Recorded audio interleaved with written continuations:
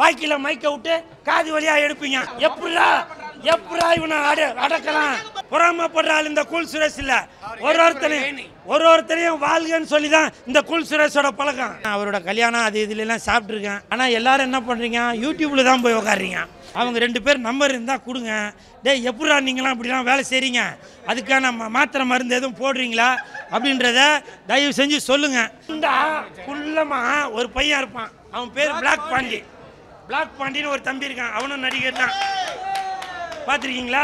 அவன் எவ்வளோ உதவிகள் செய்திருக்கான் தெரியுமா? அது ஏன் இந்த சோசியல் மீடியாலலாம் வரல? அதனால தான் நான் முடிவு பண்ணேன், எவ்வளோ நடிகர்களுக்கு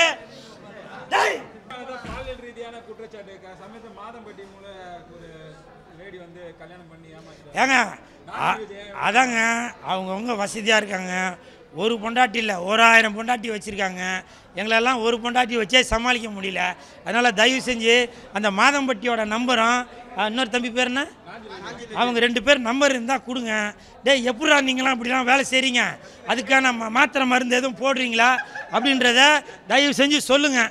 நான் அதை அவங்கள்ட்ட கேட்டு தெரிஞ்சுக்கிறேன். ஏன்னா எனக்கெல்லாம் உடம்புல சக்தியே இல்லைப்பா.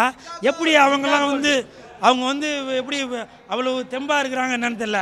நானும் பாதாம் பிஸ்தா முந்திரி எல்லாம் சாப்பிட்டு பார்த்தேன், அதெல்லாம் செகண்ட் குவாலிட்டி போல், அதெல்லாம் சரியாக வேலை செய்ய மாட்டேது. அதனால் தயவு செஞ்சு இந்த ஊடகம் மூலமாக கேட்டுட்டேன். வால்நட்டா எவ்வளோ பெரிய வாழ்வா? அதனால் இந்த சோசியல் மீடியா மூலமாக கேட்டுக்கிறேன். தயவு செஞ்சு அவங்க நம்பர்லாம் இருந்தால் கொடுங்க. அவங்ககிட்டலாம் நான் ட்ரிக்ஸ் கேட்டு தெரிஞ்சுக்கிறேன். இன்னொன்று சொல்கிறேங்க, ஏங்க நாஞ்சில் விஜயெல்லாம் அவன்லாம் பாவம். அவங்ககிட்டலாம் பிளாக்மெயில் பண்ணி இது பண்ணுற அளவுக்கு அவன் பெரிய ஆள். அவனே ஏதோ தன்னோட முயற்சியில் ஏதோ முன்னுக்கு வந்துட்டுருக்கான். அதே மாதிரி அந்த தங்கச்சி திருநங்கை, அந்த பொண்ணு கூட எனக்கு தெரிஞ்சால் தான். ஆனால் தயவு செஞ்சு என் மேலே எதுவும் கேஸ் போட்டுறாதம்மா. நீ என்னை 2-3 தடவை என்னை சந்திச்சிருக்க, அது கூட மீட்டிங்கில் தான் செஞ்சுருக்க. ஃபோட்டோ எடுத்துருக்குன்னு நினைக்கிறேன், ஆனால் பப்ளிக்கில் தான் எடுத்துருக்கேன், தனியாலாம் எதுவும் எடுக்கலை. அந்த தங்கச்சி நல்ல பொண்ணு தான். அதனால் சும்மா நம்ம அந்த பொண்ணை பற்றி எதுவும் குறை சொல்லக்கூடாது. ஆனால் இந்த மாதிரி உங்களுக்கு பிரச்சனைனாக்கா நீங்கள் போலீஸ் ஸ்டேஷன் போகணும், கோர்ட்டுக்கு போகணும். ஆனால் எல்லோரும் என்ன பண்ணுறீங்க, யூடியூப்பில் தான் போய் உட்காடுறீங்க. அப்போ நீங்கள் உங்களுக்கான நியாயம் கிடைக்கணும்னு போல், இதை வச்சு ஒரு பப்ளிசிட்டி கிடைக்குமான்னு தான் போகிறீங்க போல். எனக்கு எவ்வளோ பிரச்சனை இருக்குங்க. நான் யூடியூப்பில் போய் உக்காந்தேன்னா யூடியூப் தான் ஓடும், நான் ஓட மாட்டேன். பப்ளிசிட்டி தான் கிடைக்கும், பணம் கிடைக்காது. ஸ்கூல் ஃபீஸு கட்டினான், என்ன வீட்டு வாடகை கட்டினான், கரண்ட் பில்லு கட்டினான், ஆட்டோ ஃபீஸு கட்டினான், எல்லாமே இருக்குது. புரிஞ்சுங்களா எப்பா? அதனால் தயவு செஞ்சு நீங்கள் அந்த மாதிரி ஒரு சின்ன சின்ன விஷயங்கள்லாம் இருந்தாக்கா பேசி தீர்த்துக்குங்க. அதே மாதிரி மாதம்பட்டியோட எனக்கு நண்பர் தான் அவர். அதனால் தயவு செஞ்சு சொல்கிறேன், மாதம்பட்டியோட குடும்பம் அது நல்ல குடும்பம் அப்படி தான் எல்லோரும் சொன்னாங்க. நான் பார்த்ததில்லை, ஆனால் அவரோட கல்யாணம் அது இதுலெல்லாம் சாப்பிட்ருக்கேன். அதனால் தயவு செஞ்சு இந்த மாதிரி ஒருத்தர் குறை சொல்கிறத விட்டுட்டு, தங்கச்சி ரெண்டாவது பொண்டாட்டியா மூணாவது பொண்டாட்டியா, சரி 3வது பொண்டாட்டியா, சரி அது என்னவோ தெரியல. அதனால் தயவு செஞ்சு பேசி அது ஒரு சுமூகமாக ஒரு தீர்வு காணுங்க. நீங்கள் சோசியல் மீடியாவுக்கு வந்தீங்கன்னாக்கா வீடியோ தான் ஓடுமே தவிர உங்கள் வாழ்க்கை ஓடாது. அதனால் தயவு செஞ்சு அதை புரிஞ்சுங்க. அவன் நடிக்கிறான் தானங்க, மாயா கண்ணா என்ன பண்ணா காந்தி கண்ணால் அவன் நடிச்சிருக்கான் தானங்க, அப்புறம் நடிக்கிறாரான்னு நீங்கள் எப்படி அந்த கேள்வியை கேட்பீங்க? எப்படி பணம் வந்தது நீங்கள் சொல்லுங்கள். இதை யாருன்னா நீங்கள் இந்த பத்திரிக்காரங்க யாருன்னா கேட்டிருக்கீங்களா? அது கேட்க மாட்டீங்க. இந்த கூல் சுரேஷ் இழிச்சவாயனாக்கா வாய்க்கில மைக்க விட்டு காது வழியா எடுப்பீங்க இல்லையா?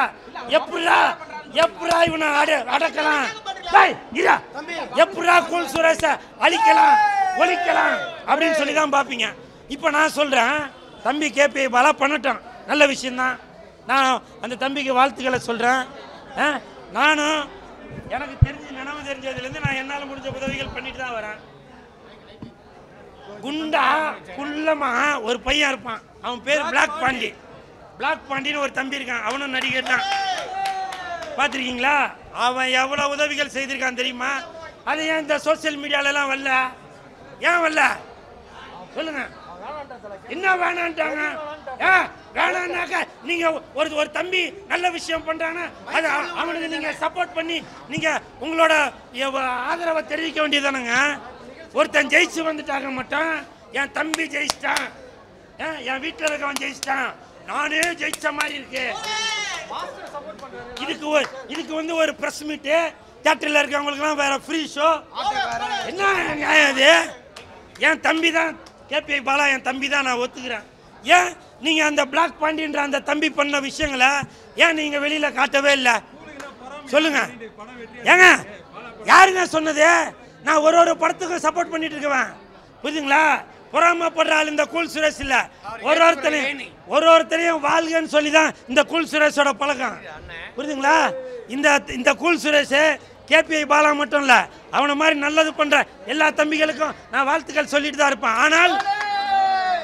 ஆனால் அந்த பிளாக் பாண்டி மாதிரி தம்பிங்க பண்ணுற விஷயங்களுக்கு ஏன் நீங்கள் சப்போர்ட் பண்ணலை? அதை விடுங்க. எங்க அது கூட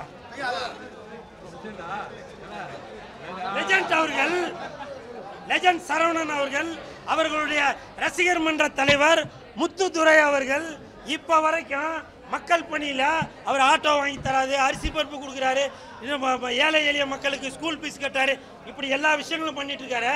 அந்த முத்துதுரை என்கின்ற மாநில தலைவர் ஐயா நீங்கள் வெளியில் காட்டல. ஏன்னா அவர் சினிமாக்காரர் இல்லை.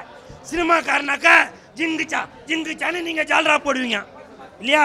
இவருடைய ரசிகர் மன்றத்தை சேர்ந்தவங்க எவ்வளோ நற்பணிகள் பண்ணிட்டு இருக்காங்க, அதை நீங்கள் செய்கிறதே இல்லை.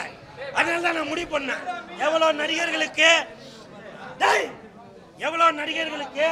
எவ்வளோ தயாரிப்பாளர்களுக்கு இந்த கூல் சுரேஷ் சப்போர்ட் பண்ணிட்டே இருந்திருக்கேன்.